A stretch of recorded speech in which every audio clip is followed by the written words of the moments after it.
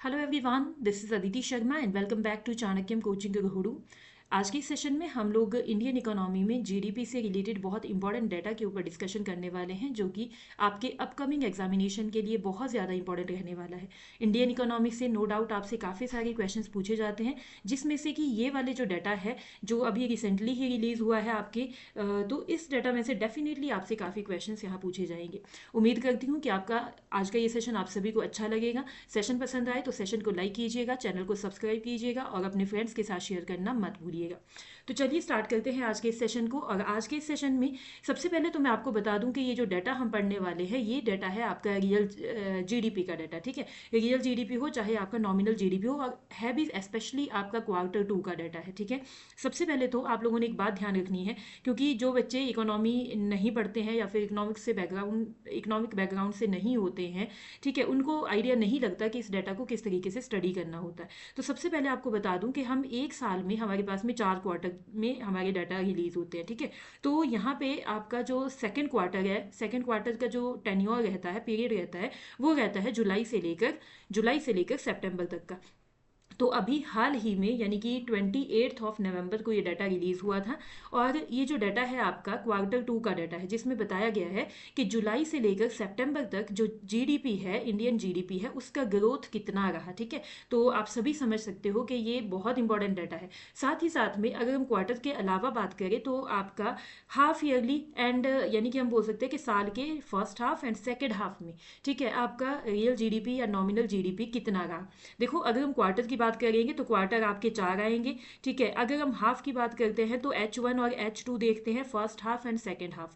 First half आपका जो भी है वो रहेगा आपका मतलब जो अभी हम डिस्कस करने वाले हैं, क्योंकि जो ये वाला पीडीएफ मैंने आप सभी के सामने ओपन कर रखा है, इसमें फर्स्ट हाफ का डाटा भी होगा, साथ ही साथ में आपका Q2 का डाटा भी होगा।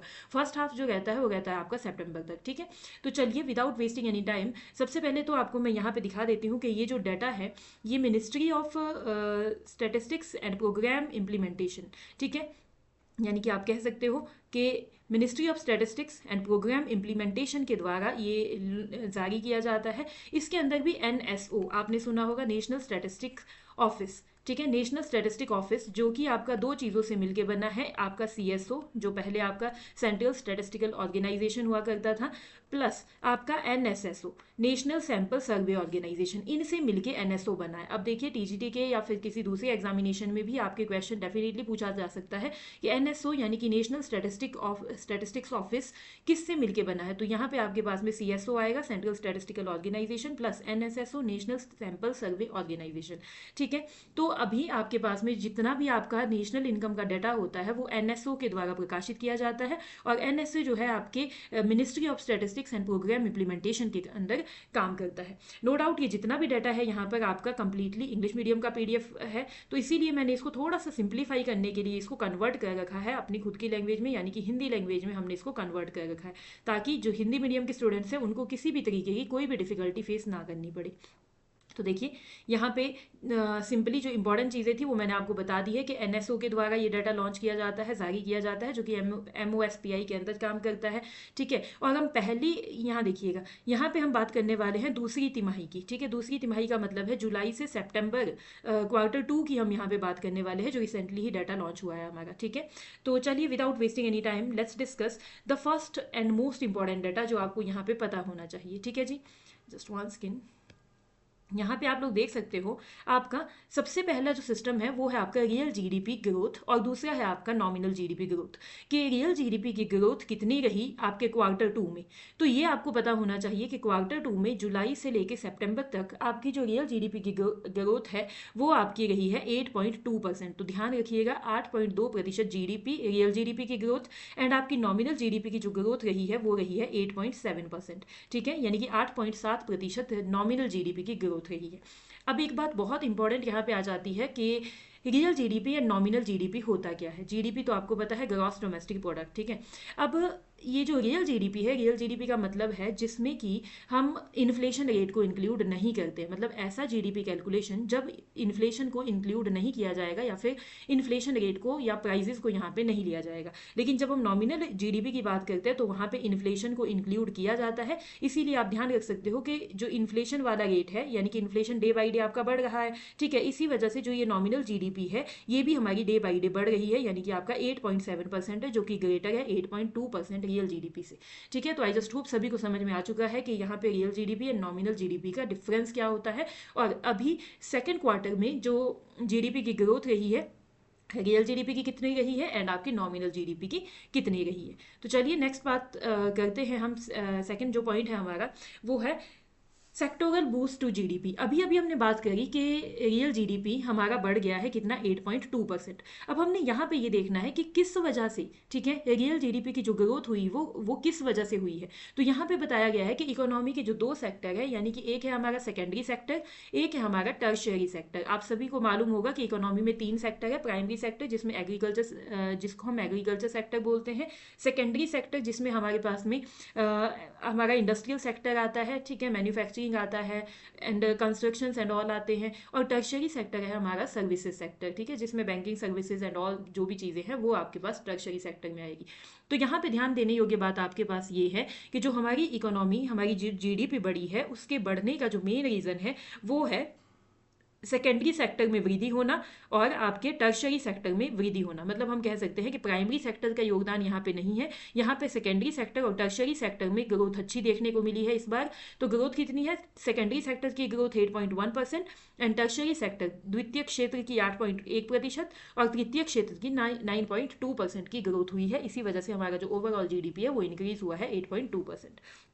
आगे हम बात करेंगे। अब देखिए, पहले हमने बात करी थी टोटल रियल जीडीपी बढ़ा 8.2%। फिर हमने बोला कि वो जो टोटल बढ़ा किसकी वजह से बढ़ा, सेकेंडरी सेक्टर और टर्शियरी सेक्टर की वजह से बढ़ा। अब आपको ये मालूम होगा कि सेकेंडरी सेक्टर और टर्शियरी सेक्टर में अंदर भी बहुत सारी चीज़ें आती है, ठीक है, बहुत सारी एक्टिविटीज़ आती है। अब हमको ये देखना है कि सेकेंडरी सेक्टर के अंदर जो जो एक्टिविटीज़ आती है उसमें सबसे ज़्यादा ग्रोथ किस में देखने को मिली। तो उसमें सबसे ज़्यादा जो ग्रोथ देखने को मिली है वो देखने को मिली है हमारे मैन्युफैक्चरिंग सेक्टर में 9.1% एंड कंस्ट्रक्शन सेक्टर में 7.2%, यानी कि विनिर्माण क्षेत्र में 9.1% और निर्माण क्षेत्र में 7.2% देखने को मिली है। तो इसका मतलब हम कह सकते हैं कि जो हमारा सेकेंडरी सेक्टर बूस्ट हुआ है by 8.1%, it is just because the growth of manufacturing as well as the construction sector growth.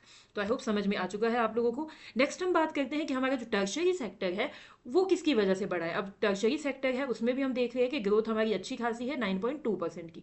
तो ये जो टर्शियरी सेक्टर की ग्रोथ है वो किस वजह से हुई है वो हमको यहाँ पे देखनी है। ये जो ग्रोथ हमें देखने को मिली है वो देखने को मिली है आपके वित्तीय, रियल एस्टेट एवं प्रोफेशनल सेवाओं की वजह से, यानी कि financial, real estate and professional services grew by 10.2%। और बहुत इंपॉर्टेंट चीज़ है, इस बार क्वार्टर 2 का जो डाटा आया है, ठीक है, उसमें चाहे हम प्राइमरी सेक्टर, सेकेंडरी सेक्टर और टर्शियरी सेक्टर की तीनों की एक्टिविटीज़ को अगर हम देखते हैं ना, तो सबसे ज़्यादा जो ग्रोथ देखने को मिली है वो हमको यहीं पे देखने को मिली है, ये 10.2% की, जो कि आपके रियल एस्टेट वाले सेक्टर में देखने को मिली है, टर्शियरी सेक्टर में देखने को मिली है। ठीक है, तो अभी हमने क्या देखा है कि आपका ओवरऑल जो रियल जीडीपी बढ़ा है 8.2% बढ़ा है और आपका नॉमिनल जीडीपी 8.7% बढ़ा है। ठीक है, अब जो रियल जीडीपी बढ़ा है वो किसकी वजह से बढ़ा है, आपके सेकेंडरी और टर्शियरी सेक्टर की वजह से बढ़ा है। और सेकेंडरी सेक्टर में भी आपका जो मैन्युफैक्चरिंग है और कंस्ट्रक्शन है उसकी वजह से बढ़ा है और टर्शियरी सेक्टर में भी आपका फाइनेंशियल एंड रियल एस्टेट की वजह से बढ़ा है। ठीक है, तो ये चीज़ें आपने बहुत अच्छे से ध्यान रखनी है यहाँ पर।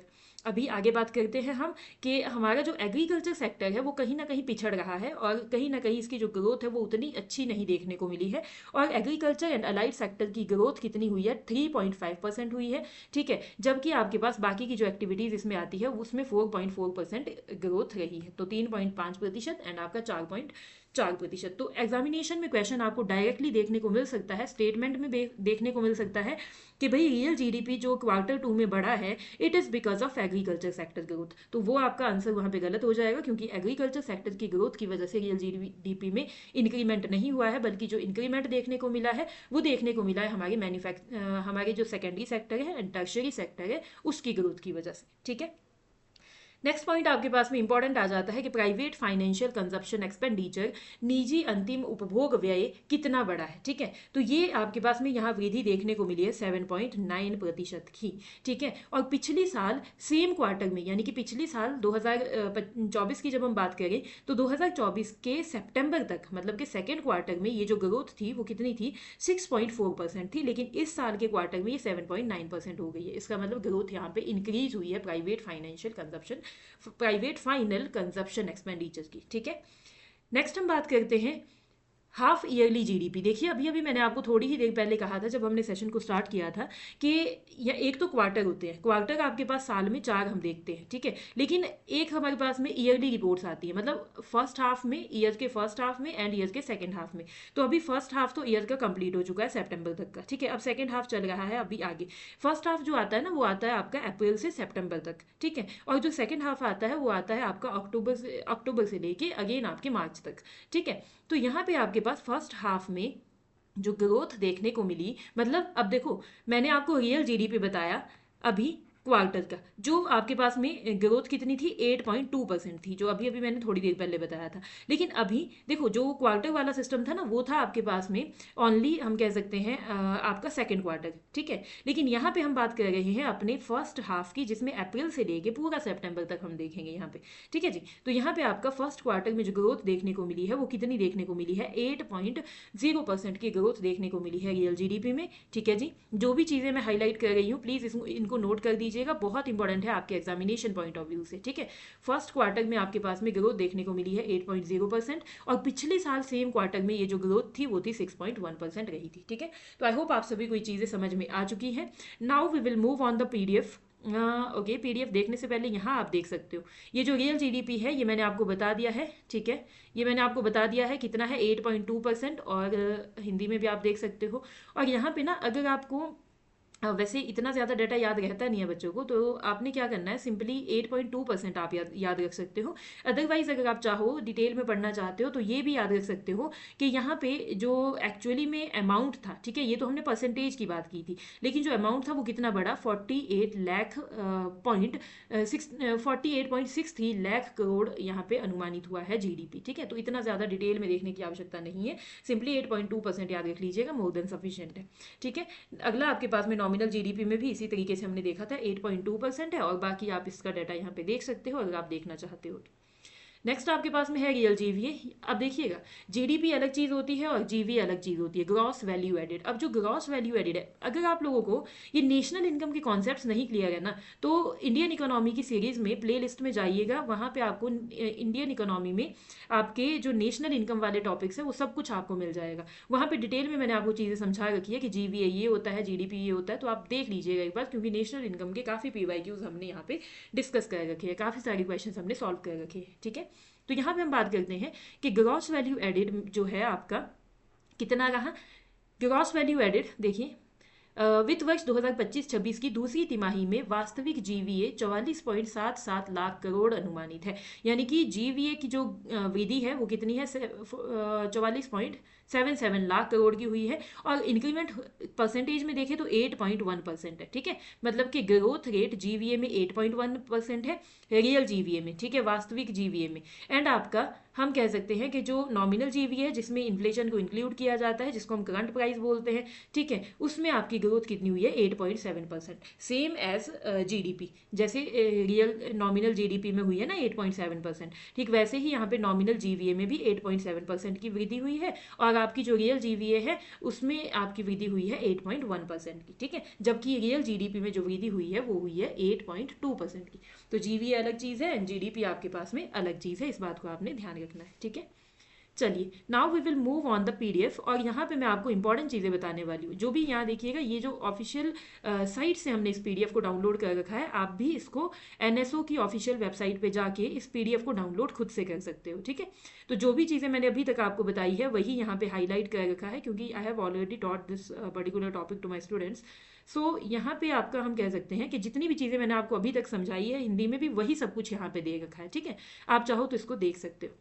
बाकी जो भी मैंने आपको कहा कि क्वार्टर टू की ग्रोथ इतनी है वो भी आप यहाँ पे देख सकते हैं। देखिएगा सीधा यहाँ पे बताया गया है कि 2025-26 की आप just one second let me just zoom it. 2024-25 और 25-26 का डाटा आप सभी के लिए ज़्यादा इंपॉर्टेंट है, इसलिए आप इसको देखिएगा। ठीक है, 24-25 और 25-26 का डाटा देखिएगा, काफ़ी ज़्यादा इंपॉर्टेंट है। इसमें अब देखो मैंने आपको कहा था साल में 4 क्वार्टर होते हैं। ठीक है, तो 2024-25 का जो फाइनेंशियल ईयर है वो तो हमारा कंप्लीट हो चुका है, तो उसके तो चारों क्वार्टर के डाटा हमको मिल चुके हैं। यहाँ पे कौन कौन से डाटा है आप देख सकते हो, क्वार्टर 1, क्वार्टर 2, क्वार्टर 3, क्वार्टर 4, यानी कि ये वाले जिसमें टिक लगा रखे हैं ना 6.5%, 6.5% एंड आपका ये नेक्स्ट वाला है। ठीक है, इसमें आप क्या कर सकते हो, इनको आप याद रख सकते हो कि पिछली साल क्वार्टर 1 में कितना था, ठीक है, क्वार्टर 2 में कितना था, क्वार्टर 2 3 में एंड क्वार्टर 4 में कितना। I am extremely sorry, I don't know what's happening. ठीक है, एंड 2025-26 में क्वार्टर 1 एंड क्वार्टर 2 में डाटा कितना है। ठीक है, इसको आप याद रख सकते हैं बड़े ही अच्छे से। और ये जो डाटा दिया गया है ना, ऊपर वाला टेबल जो दिया गया है आप देख सकते हैं यहाँ पे, ये है आपका रियल जीडीपी का टेबल। ठीक है जी, और आपका जो नीचे वाला टेबल है ये दिया गया है जीवीए का टेबल, ग्रॉस वैल्यू एडेड का टेबल। तो ये भी आप देख सकते हो यहाँ पे भी 2024-25 और 25-26 आप सभी के लिए बहुत ज़्यादा इंपॉर्टेंट है। ठीक है, नेक्स्ट हम बात करते हैं, this is the very most important point. ये देखिएगा मैंने ऑलरेडी यहाँ पे टिक कर रखा है इन चीज़ों को, तो बहुत इंपॉर्टेंट है। इसमें क्या कहा गया है कि sectoral composition of nominal GVA, मतलब कि कौन सा सेक्टर नॉमिनल जीवीए में सबसे ज़्यादा योगदान देता है। ठीक है, तो कौन सा सेक्टर जो है सबसे ज़्यादा योगदान देता है नॉमिनल जीवीए में, ग्रॉस वैल्यू एडेड में। अब यहाँ पे मैंने आपको बताया था कि सबसे ज़्यादा जो ग्रोथ इस बार देखने को मिली है ना, वो किस में देखने को मिली है, फाइनेंशियल एंड रियल एस्टेट में देखने को मिली है, यानी कि जो हमारे टर्शियरी सेक्टर का पार्ट बनता है। तो इसका ग्रोथ कितना, मतलब हम कह सकते हैं कितना कॉन्ट्रीब्यूशन, 27%। तो सीधा आपने इसको क्रोनोलॉजिकल ऑर्डर में याद रखना कि सबसे ज़्यादा योगदान फाइनेंशियल रियल एस्टेट का है। ठीक है, उसके बाद आपका किसका है, ये होटल, ये जो ग्रीन कलर से आप देख पा रहे हो ना यहाँ पे, होटल है, ट्रांसपोर्टेशन है, कम्युनिकेशन है। ठीक है, 17%। देन उसके बाद आता है 16% पब्लिक एडमिनिस्ट्रेशन का योगदान, और सबसे कम जो योगदान है हमारे नॉमिनल जीवीए में वो किसका है, वो है माइनिंग एंड क्वेरिंग का योगदान। बहुत कम योगदान है, बहुत इंपॉर्टेंट चीज़ें हैं, बहुत इंपॉर्टेंट डाटा है, तो अच्छे से इसको आप एग्जामिनेशन पॉइंट ऑफ व्यू से नोट डाउन कर दीजिएगा कि किस सेक्टर का कितना योगदान है नॉमिनल जीवीए में। क्रोनोलॉजिकल ऑर्डर में पूछा जा सकता है, असेंडिंग में भी पूछा जा सकता है और आपका डिसेंडिंग में भी पूछा जा सकता है। ठीक है, असेंडिंग ऑर्डर में और डिसेंडिंग ऑर्डर में आपका ये पूछा जा सकता है कि क्या क्या है, कितना कितना योगदान है, तो ध्यान रखिएगा इसको। ठीक है, बाकी इसमें आपका यही है, सेक्टोरल कॉम्पोजिशन दिया गया है। अभी एक इंपॉर्टेंट चीज़ आपके पास ये देख लीजिए आप, यहाँ पे दिया गया है वो अभी तक तो जो मैंने आपको डाटा दिखाया था टेबल एंड ऑल, ठीक है, वो तो आपके पास में था क्वार्टर 2 का डाटा। लेकिन ये वाला जो डाटा आप देख पा रहे होंगे, ये वाला डाटा है आपके पास हाफ ईयरली डाटा, यानी कि ईयर के फर्स्ट हाफ में आपका जो रियल जीडीपी है वो कितना बढ़ा। ठीक है, तो यहाँ पे आप देख सकते हो कि 2024-25 का दे रखा है, आप ध्यान से देख सकते हैं इस चीज़ को, 2024-25 बिकॉज हमारा फाइनेंशियल ईयर क्लोज हो चुका है, तो इसका मतलब हम कह सकते हैं कि दोनों क्वार्टर का, दोनों हाफ का हमको मिल चुका है डाटा। यानी कि जो फर्स्ट हाफ है, फर्स्ट हाफ में कितना जीडीपी में ग्रोथ हुआ, रियल जीडीपी में वो हुआ 6.1%। ठीक है, और सेकेंड हाफ में 6.9%। और जो 2025-26 का फाइनेंशियल ईयर है ये अभी ऑन गोइंग ईयर है, तो अभी हमको सिर्फ और सिर्फ H1 का ही डाटा मिला है, यानी कि फर्स्ट हाफ का ही डाटा मिला है, जिसके अकॉर्डिंग हम कह सकते हैं कि हमारा जो रियल जीडीपी है वो कितना ग्रो हुआ है, बाय 8%। ठीक है, तो जैसे ये जीडीपी का ग्रोथ है, रियल जीडीपी का है, वैसे ही ये नीचे वाला जो टेबल दिखा रहा है ये हमारे जीवीए को दिखा रहा है, यानी कि ग्रॉस वैल्यू एडेड को दिखा रहा है। ठीक है, तो अब यहाँ पे आप देख सकते हो कि 2024-25 के फर्स्ट हाफ में जीवीए में वृद्धि 6.2% हुई थी। ठीक है, और आपके सेकेंड हाफ में 6.6% की वृद्धि यहाँ पे देखने को मिली थी। और अभी जो 2025-26 है इसके फर्स्ट हाफ में 7.9% की ग्रोथ यहाँ पे देखने को मिली है जीवीए के अंदर। तो ये चीज़ें बहुत बहुत बहुत बहुत ज़्यादा इंपॉर्टेंट डाटा आप सभी के लिए रहने वाला है, तो इसको आप एक बार ध्यान से देख लीजिएगा, आप लोगों को बहुत अच्छे से समझ आ जाएगा। One another important point is here. ठीक है, आप इसको देख सकते हो, मैंने आपको कहा था कि प्राइमरी सेक्टर है, सेकेंडरी सेक्टर है एंड टर्शियरी सेक्टर है, 3 सेक्टर है इकोनॉमी में। तो आपको पूछा जा सकता है आपके एग्जामिनेशन में कि प्राइमरी सेक्टर में कौन कौन सी चीज़ें आती है, कौन कौन सी एक्टिविटीज़ आती है, सेकेंडरी में कौन कौन सी एक्टिविटीज़ आती है, टर्शियरी में कौन कौन सी एक्टिविटीज़ आती है। तो आप लोग यहाँ पे ध्यान से देख सकते हैं। अब देखिएगा, बहुत अच्छे से ध्यान से इस बात को समझिएगा, ये प्रीवियस ईयर में क्वेश्चन पूछे जा चुके हैं कि primary sector consist which of the following, कि कौन सी चीज़ें प्राइमरी सेक्टर में आएगी, प्राथमिक क्षेत्र, द्वितीय क्षेत्र और तृतीय क्षेत्र में कौन कौन सी चीज़ें आएगी। ठीक है, तो प्राइमरी सेक्टर के अंदर क्या क्या आता है, इसमें आता है agriculture, live stocks, forestry, fishing and mining and quarrying, ठीक है। तो ये आपके पास में यहाँ आएगा, ठीक है। तो एग्रीकल्चर मतलब हम कह सकते हैं कि प्राइमरी सेक्टर में agriculture, lively stock, forestry, fishing, mining and quarrying वाली चीज़ें आती है। सेकेंडरी सेक्टर में क्या आता है, मैन्युफैक्चरिंग आता है, electricity, gas, water supply, other utility services हमारे पास किस में आती है, सेकेंडरी सेक्टर में आती है। इसके अलावा कोई भी चीज़ सेकेंडरी सेक्टर में नहीं आएगी। तो प्लीज़ ध्यान रखिएगा, जितनी भी चीज़ें यहाँ पे दे रखी है आपके सेकेंडरी सेक्टर में, आपके प्राइमरी सेक्टर में एंड टर्शरी सेक्टर में, इनके अलावा कोई भी एक्टिविटीज़ शामिल नहीं होती है। तो टर्शरी सेक्टर आप देख सकते हो, ट्रेड है, होटल है, ट्रांसपोर्ट है, communication and services related to broadcasting, financial, real estate वगैरह की चीज़ें जो है ये आपके पास टर्शरी सेक्टर में आएगी। और नो डाउट अभी अभी मैंने आपको कहा था कि इस बार सबसे ज़्यादा जो ग्रोथ देखने को मिली है वो मिली है इस फाइनेंशियल रियल एस्टेट वाले सेक्टर में। कितनी 10 पॉइंट समथिंग % की ग्रोथ यहाँ पे देखने को मिली थी, ठीक है। तो आई होप आप सभी को ये डाटा जो है समझ में आ चुका है। आपको कोई भी कंफ्यूजन हो, किसी भी तरीके का कोई भी डाउट हो इस डाटा के रिगार्डिंग, तो आप लोग हमसे कमेंट बॉक्स में पूछ सकते हैं। तो ये जो डाटा था आपके पास में, ये अभी जस्ट रिसेंटली ही आपका आया है, आपका सेकेंड हाफ का डाटा, सेकेंड क्वार्टर का डाटा, सॉरी। तो ये बहुत बहुत बहुत ज़्यादा इंपॉर्टेंट डाटा है आप सभी के एग्जामिनेशन पॉइंट ऑफ व्यू से, इसीलिए हमें लगा कि आपको ये चीज़ें, ये डाटा पता होना चाहिए। कोई भी एग्जामिनेशन है, चाहे आप टीजीटी की प्रिपरेशन कर रहे हैं, पीजीटी की, या फिर आपके एचएएस से लेकर यूपीएससी तक के लिए सभी एग्जामिनेशन के लिए ये जो डाटा है वो बहुत बहुत बहुत इंपॉर्टेंट होने वाला है। तो आशा करते हैं कि आपको ये वीडियो अच्छी लगी होगी। वीडियो पसंद आई हो तो वीडियो को लाइक कीजिएगा, चैनल को सब्सक्राइब कीजिएगा और अपने फ्रेंड्स के साथ शेयर करना मत भूलिएगा। Thank you so much.